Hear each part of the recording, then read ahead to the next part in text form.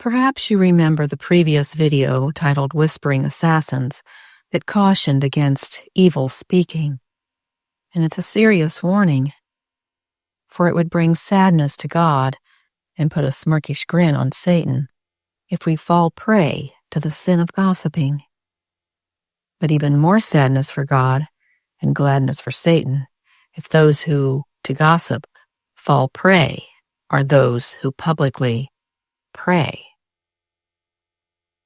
Prayer groups are the last place where gossip should be found.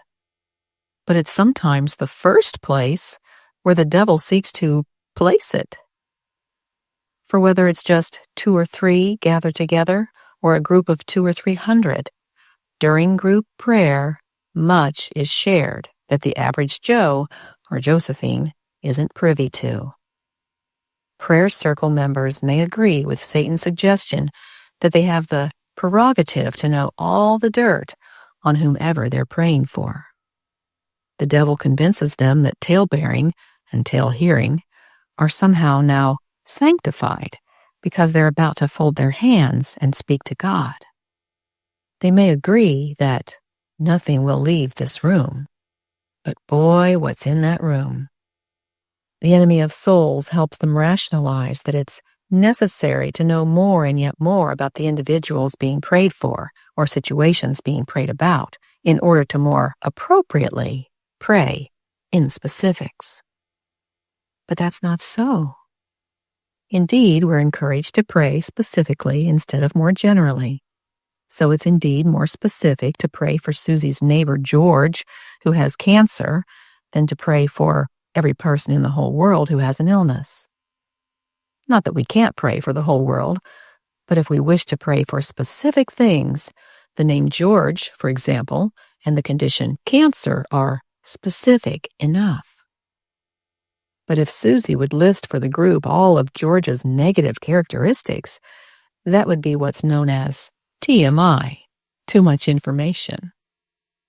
It then becomes glorified gossip, which is actually an oxymoron because the only thing glorified during gossip is sin and its instigator. Would George be pleased to learn that the prayer group were told all those terrible details about him? Would God be pleased? Those praying for George don't really even need to know his name or his condition, but they certainly don't need the extra information. God knows all the details of everything that is prayed about, and even before it's prayed about. So we're not helping God out by knowing and announcing sordid details. It's our curiosity that longs to know what He knows, even what's forbidden to us. Does that sound familiar? It goes back to the Garden of Eden. The Lord warned Adam and Eve about the tree of the knowledge of good and evil, but the human appetite for knowledge ignored the warning. May history not continue repeating itself. God is refining His people, purging away all the dross, and filling us with the mind and heart of Christ, if we'll allow Him, so that we're finally fit to live in heaven. May our lips never be hijacked by the hosts of hell.